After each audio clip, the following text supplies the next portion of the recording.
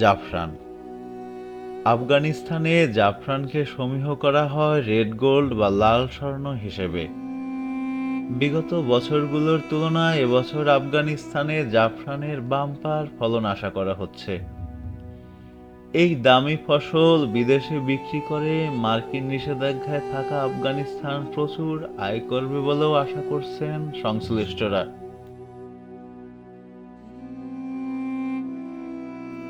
জাফরান উৎপাদনে ইরানের পর প্রতিবেশী আফগানিস্তানের অবস্থান দ্বিতীয়। বিশ্বের সবচেয়ে দামি মশলা জাফরানের প্রতি কেজির দাম $2000। এবছর আফগানিস্তানে জাফরান পাওয়া যেতে পারে 50 টন। গত 2 বছরে সেখানে জাফরান দ্বিগুণ উৎপাদন হয়েছে। আফগানিস্তানের শুষ্ক আবহাওয়া জাফরান চাষে উপযুক্ত। সেখানে জাফরান চাষ অন্তত 2000 বছরের পুরনো। দেশটিতে প্রায় 90% জাফরান চাষ হয় হেরাত অঞ্চলে। জাফরান সংগ্রহ শুরু হয় অক্টোবরে এবং তা চলে নভেম্বর পর্যন্ত।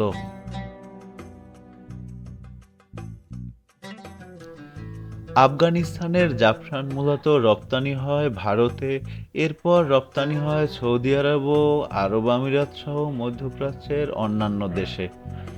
জাফরান প্রতি অর্থবছর আফগানিস্তানের অর্থনীতিতে প্রায় $100 মিলিয়ন যোগ করে।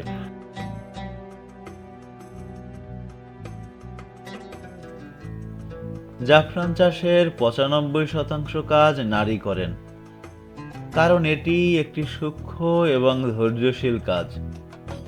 এছাড়াও জাফরান চাষের পাশাপাশি এর প্রক্রিয়াকরণ, শুকানো এবং প্যাকিং করার মতো গুরুত্বপূর্ণ কাজগুলি নারীদের ভূমিকা অপরিহার্য। এই কাজের মাধ্যমে নারীরা শুধু তাদের পরিবারকে সহায়তাই করছেন না, বরং অনেক নারী নিয়মিত কর্মসংস্থানের সুযোগ না পাওয়া সত্ত্বেও সাশ্রয়ী উপার্জন করছেন।